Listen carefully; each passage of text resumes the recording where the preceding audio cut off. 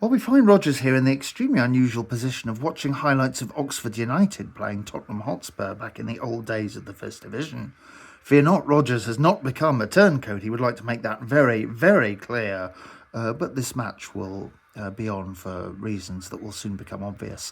I think the big takeaway from today is pressing and the lack thereof, both for defensive purposes, but also in terms of it really happening up front. Ian Holloway, I think, was looking for a team as part of the evolution of the season to really kind of squeeze the life out of their opponents. Some of that they weren't able to do because of the nature of the game, with Walsall down to 10 men and only having limited interest in wanting the ball, really, and doing so entirely as a counter-attacking side. But that kind of identity wasn't really evident, and I think that's a big thing to watch for next weekend against Cambridge, how they play, really, in terms of that sort of squeezing and pressing down from the front here. And the reason Rodgers is watching this game is because you are about to see the best non-copyright equivalent of Walsall's winner, as Mr. Hoddle elegantly dumps Peter Hucker on his posterior there.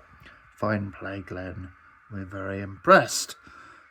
As he built up to the real, of course, highs of his career. So yeah, that kind of pressing issue, I think is the pressing issue, if you'll forgive a dreadful laboured pun on Rodgers' behalf there. So we have to consider that and see how that identity gets established, and quickly. Also, there are clearly going to be consequences over the chair throwing incident. I think late in the game I did see the police inviting the Walsall goalkeeper, Miles Roberts, to go and have a chat with them, presumably, one would imagine, for the purposes of making a statement. And whoever was involved in that, I think, is going to spend a lot of time between 3 and 5 p.m. of a Saturday contemplating their life choices, which all made it a rather disappointing day on multiple levels. So, yeah, a bit of concern here, but of course, wildly overreacting after one game is absolutely essential.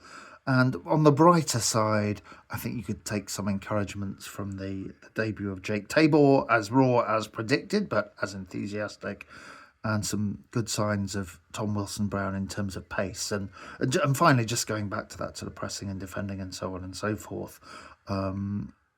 I do want to see how Will Wright and perhaps Ollie Clark can handle occasionally being isolated. Wilson-Brown may have the speed to get out of it. They might find it more difficult. But onward we go. One down, 45 more left. This is Rodgers signing off for the first time this season.